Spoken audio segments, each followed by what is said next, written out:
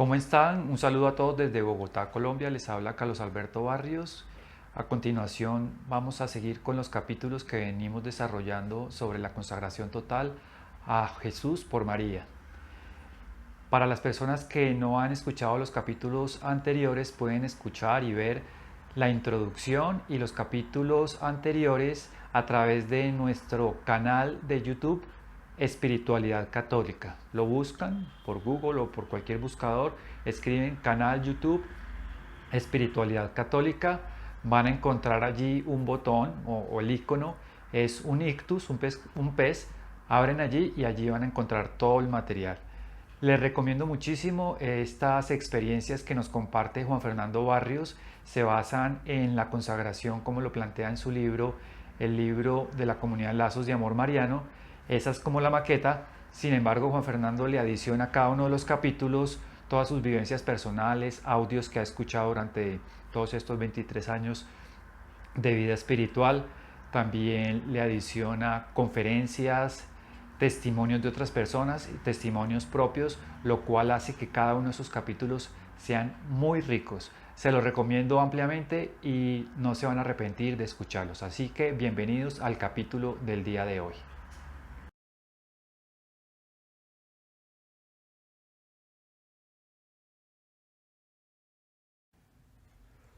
Continuando entonces con la preparación que estamos haciendo a la consagración total al Inmaculado Corazón de María, hoy vamos a revisar el capítulo número 7 que habla sobre el infierno. Dice una historia que un monje venía después de unos retiros espirituales, o sea, estuvieron en vigilia, en oración, y caminando ya por las calles se encontró unos muchachos que salían de unas tabernas borrachos y drogados. Y los muchachos empezaron a burlar de estos monjes y dijeron, tremendo chasco se van a llevar ustedes si el cielo no existe. Como queriendo decir, ustedes están perdiendo el tiempo. Y él respondió muy ágilmente, dijo, tremendo chasco se van a llevar ustedes si el infierno sí existe.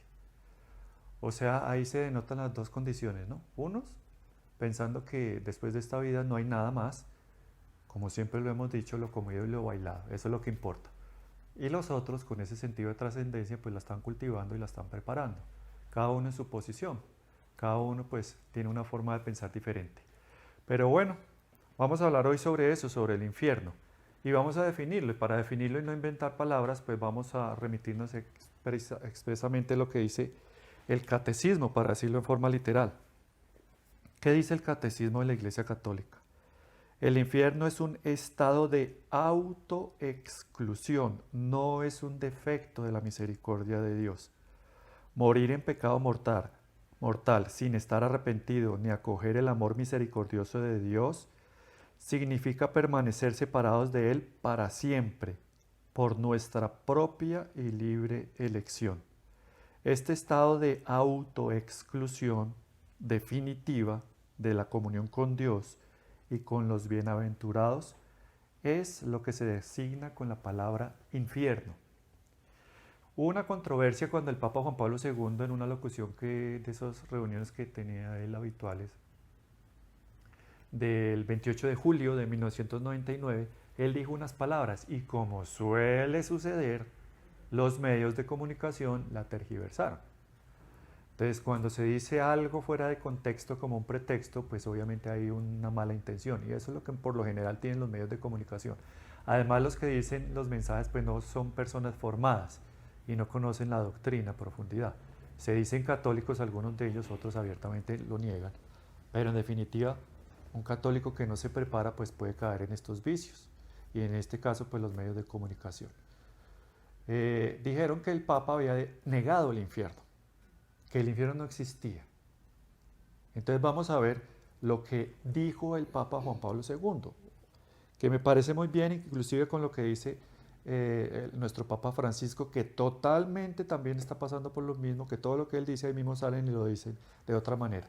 Hay que ir a la fuente precisa, y la fuente precisa es esta, entre comillas, lo leo, lo que dijo el Papa Juan Pablo II en esa audiencia. Las imágenes con que las Sagradas Escrituras nos presentan el infierno deben interpretarse correctamente. Hasta ahí vamos bien. expresan la completa frustración y vaciedad de una vida sin Dios. Hasta ahí vamos bien. El infierno, más que un lugar, indica la situación en la que llega a encontrarse quien libre y definitivamente se aleja de Dios, manantial de vida y alegría. Y ahí fue donde ellos dijeron, el Papa negó la existencia del infierno. Dice que el Papa dijo que no es un lugar. Y mire que más que esto lo que dice es esto, más que un lugar, no está negando que sea un lugar, dice que más que un lugar. Entonces ahí tenemos que retomar lo que estábamos viendo la vez pasada. Estábamos hablando que hay 3 juicios, uno particular, uno universal y el final. El particular es inmediatamente después de la muerte. Después de nuestro juicio particular se dicta la sentencia, el infierno, el purgatorio y la vida eterna, la gloria, la visión beatífica. Entonces decíamos también que hay un juicio universal. El juicio universal es común a todos, así como los pecados no confesados en mi juicio particular se me muestran a mí, en el juicio universal van a ser mostrados a todo el mundo. Poníamos el ejemplo de una película, la película de mi vida, con mis acciones externas e internas. Es decir, mis pensamientos también se van a proyectar como en una película a la vista de todos. Y esto se da en el juicio universal. Pero en el juicio universal va a haber algo particular. El juicio universal ya está la resurrección de los muertos. Y el juicio universal se hace después de la segunda venida de Jesús, que constantemente nosotros recitamos como creencia, precisamente eso, valga la redundancia, en el credo. En el credo nosotros decimos que creemos en la segunda venida de Jesús. Es más, en la misa se dice que la deseamos. Ven, Señor Jesús, ven. Estamos deseando esa segunda venida. Esa segunda venida después se va a dar el juicio universal y como de pronto no lo dijimos en la lección pasada, va a haber la resurrección de los cuerpos. Entonces el Papa Juan Pablo II a lo que se está refiriendo ya, hilando muy fino, es que sí, en el juicio particular de pronto vamos a estar, en el infierno va a ser un estado, y eso lo vamos a revisar ahora, un estado del alma. Pero cuando sea el juicio universal y la resurrección del cuerpo, va a ser un estado y va del cuerpo, o sea, va a estar ese cuerpo en un lugar, porque el alma va a ocupar ese lugar que es su cuerpo. Aunque no es el tema de hoy, una reflexión, por eso la importancia de cuidar el cuerpo, no rendirle un culto especial al cuerpo, que es diferente, pero sí cuidarlo y alejarnos de los vicios que nos puedan hacer daño, como el cigarrillo, el alcohol, la droga, el trasnoche excesivo, el trabajo excesivo, todo lo que atente contra el bienestar del cuerpo y vaya minando su salud, pues es importante tenerlo en cuenta porque este cuerpo es el que va a resucitar. Siempre se ha dicho, el cuerpo es el templo del Espíritu Santo. El templo, por ejemplo, en una iglesia son los muros, las paredes, y hay que cuidarlo, hay que mantenerlo aseado, recoger los papeles, no rayar las bancas, no poner grafitis, ni mucho menos en las paredes, porque es la casa de Dios y la casa hay que tenerla bonita, pero lo importante es lo que contiene esa casa, que somos nosotros, las piedras vivas. Eso es lo importante, esa es la verdadera iglesia. Lo otro es un templo material, pero la iglesia como tal somos nosotros. Cierro el paréntesis. Entonces, esto demuestra la existencia del infierno, pero para ir un poquito más allá y expresar esto de alguna manera, pues tenemos que apoyarnos en los santos. Ninguno de nosotros ha estado en el infierno en este momento. Somos iglesia peregrina. Todavía tenemos tiempo de enmendar nuestros errores, vivir una vida penitente y arrepentida. Pero los santos sí lo han hecho, han tenido la facultad de ir al infierno. Y para hacer esto textual también, y con el acento, la cadencia, el tono y la contundencia del lenguaje con el que utiliza un sacerdote exorcista como lo es el padre Carlos Spam, pues vamos a poner un pequeño audio sobre lo que él explica, lo que vio Santa Faustina Kowalska cuando ella tuvo esa posibilidad de ir espiritualmente al infierno y lo que vio. Vamos a poner el audio. De la Virgen de Fátima, donde le muestra el infierno a los 3 niños pastorcitos y le habla. Y tengo otro texto de Santa Faustina, donde Dios la transporta al infierno en espíritu, no es que ella vaya, le hace ver espiritualmente lo que es el infierno y para que lo escriba. Voy a leer solo uno, el de Santa Faustina, porque no tenemos tiempo. Pero para que vean lo que sucede en el infierno, contado por una santa, canonizada por la Iglesia, y donde la Iglesia la coloca la devoción a la Divina Misericordia como fiesta de la Iglesia. Esto es seguro. Si ella fuera una mentirosa no podría llegar a ser santa y la Iglesia se hubiera equivocado. Y para proclamar santo a un santo se esperan 2 milagros que no tengan explicación natural, estudiados científicamente. Es decir, que hay una gran seguridad completa de que esto sea así. Lo leo. Hoy, bajo la guía de un ángel, he estado en los abismos del infierno. Es un lugar de grandes tormentos en toda su extensión espantosamente grande. Estas son las varias penas que he visto. La primera pena, la que constituye el infierno, es el haber perdido a Dios. La segunda, los continuos remordimientos de conciencia de las almas. Pude salvarme, y ya no hay más que hacer. La tercera, el conocimiento que aquella suerte no cambiará jamás, eternidad, eternidad. La cuarta pena es el fuego que penetra el alma, pero no lo aniquila. Es una pena terrible, es un fuego puramente espiritual, encendido de la ira de Dios. La quinta pena es la oscuridad continua, un horrible y sofocante olor, y a pesar de la oscuridad, los demonios y las almas condenadas se ven entre sí y ven todo el mal de los demás y el propio. La sexta pena es la compañía continua de Satanás.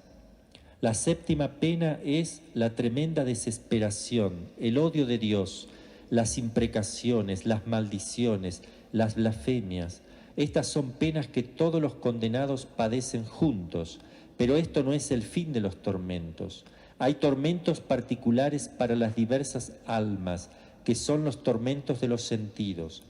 Cada alma con la que ha pecado es atormentada de manera tremenda e indescriptible. Hay unas horribles cavernas, abismos de tormentos, donde cada suplicio se diferencia del otro. Habría muerto a la vista de aquellas horribles torturas si no me hubiera sostenido la omnipotencia de Dios. El pecador sepa que con el sentido con el que peca será torturado por toda la eternidad. Escribo esto por orden de Dios, para que ningún alma se justifique diciendo que el infierno no existe, o también que ninguna ha estado nunca allí y ninguno sabe cómo sea. Yo, Sor Faustina, por orden de Dios, estuve en los abismos del infierno, con el fin de relatarlo a las almas y atestiguar que el infierno existe. Ahora no puedo hablar de esto. Tengo la orden de dejarlo por escrito.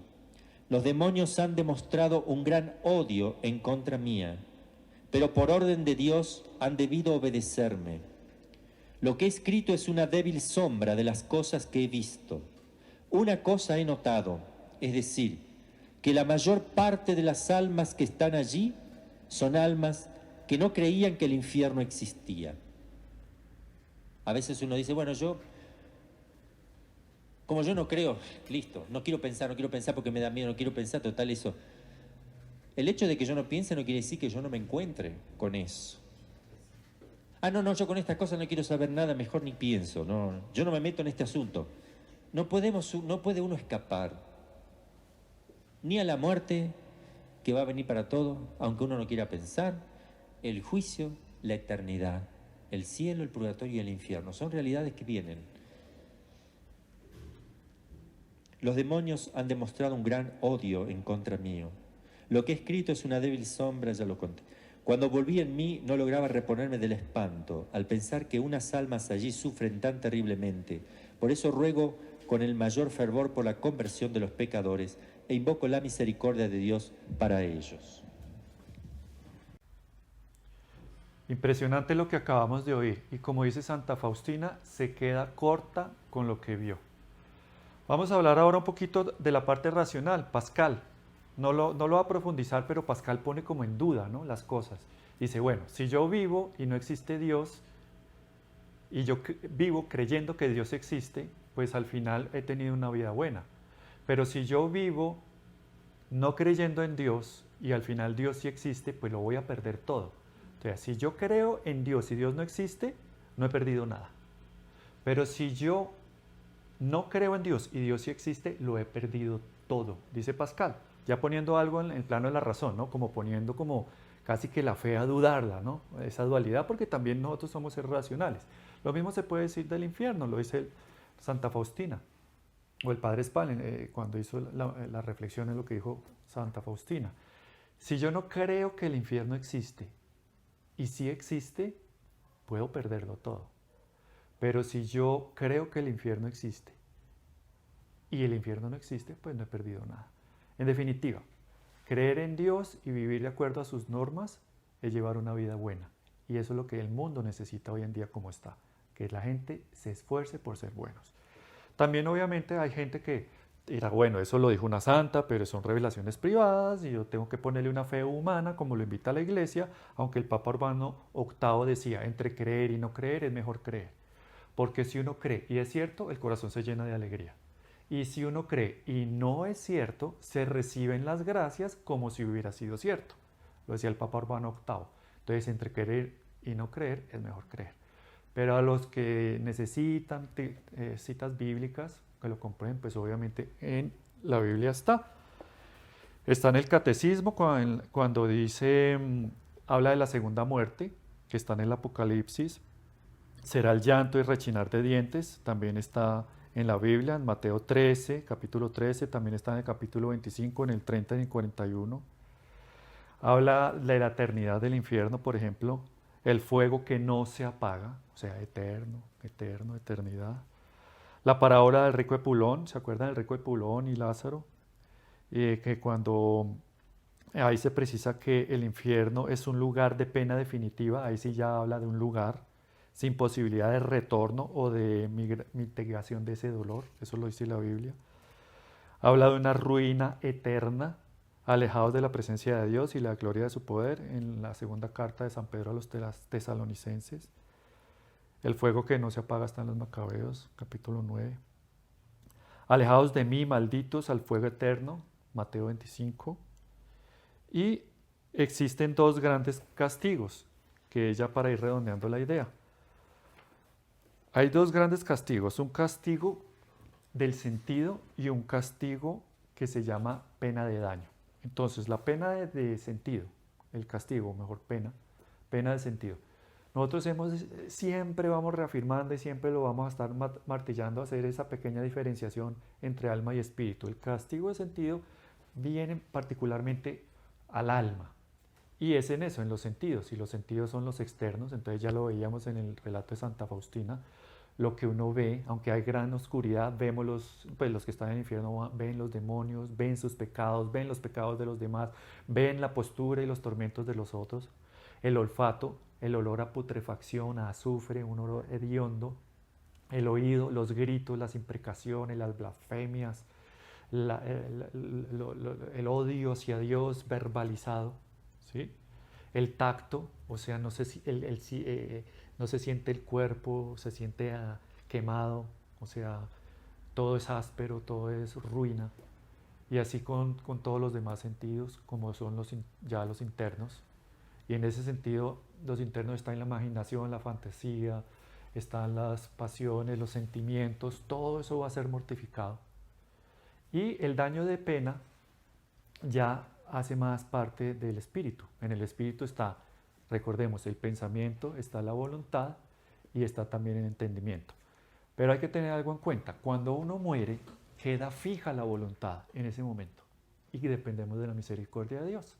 O sea, el pecador acérrimo, que toda la vida lleva una vida de pecado, es muy difícil que en el último momento se convierta, porque ya estaba acostumbrado a vivir en pecado.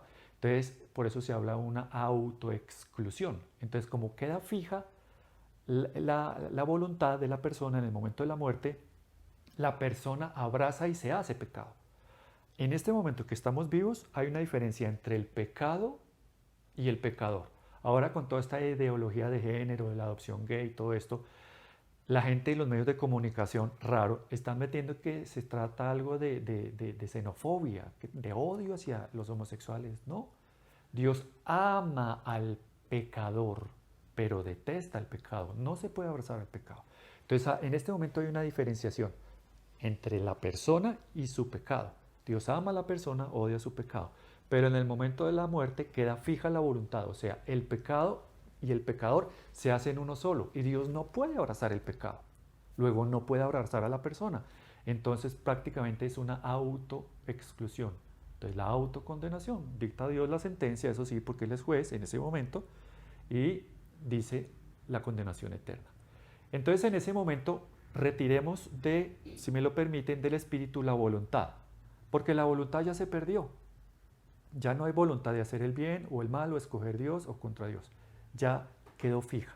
Entonces, ¿qué queda? El entendimiento, y podemos coger la otra potencia que está en el espíritu, en el alma, que es la memoria.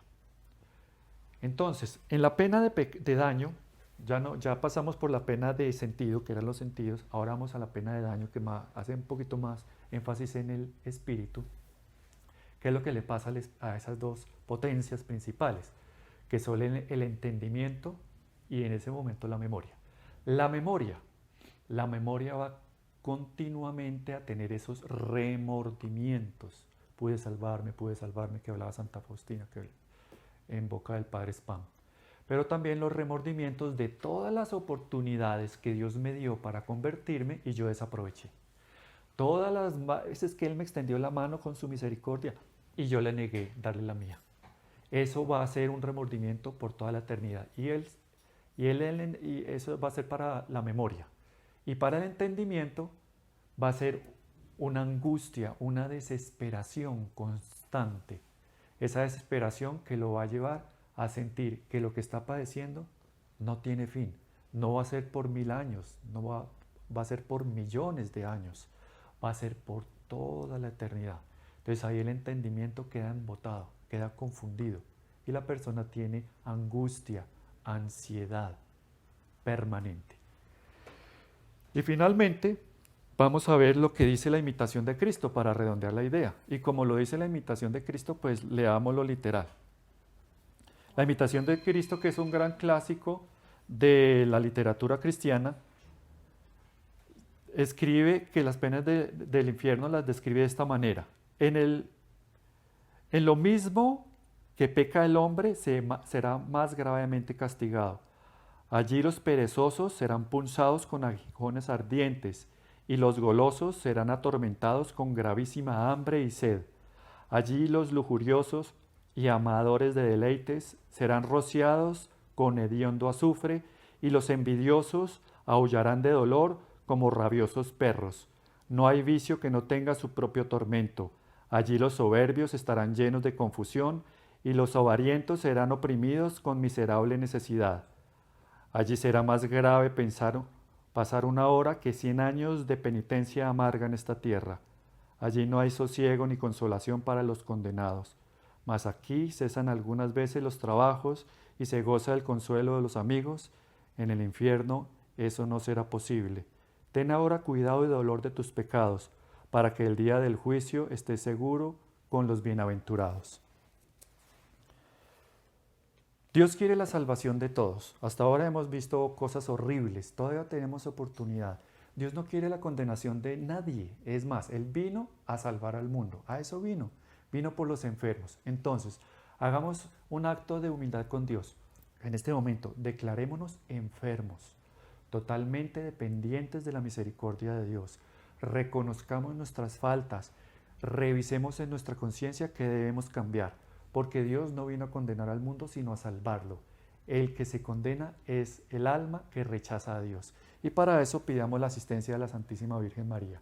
Ella que es la esposa del Espíritu Santo, ella que es su amante fiel, ella que es la poseedora de todas las gracias, nos puede dar precisamente las gracias que estamos necesitando para vencer nuestro pecado dominante y para que esos órganos de los sentidos que constantemente nos hacen pecar se vean purificados y den, por el contrario, la gloria a Dios. Y como práctica final, revisemos eso, el examen de conciencia. cuál es el pecado dominante en nosotros y hagamos el firme propósito de no acostumbrarnos a vivir en pecado mortal. El primero y más común de todos, faltar a misa los domingos. Es pecado mortal, mata el alma. Es peor que una posesión diabólica porque mata el alma, mata el espíritu. Volvemos y lo decimos, es un cadáver que deambula. Obviamente hay pecados más graves que otros, pero todos están en el decálogo y si todos están ahí es porque cada uno reviste una particular importancia.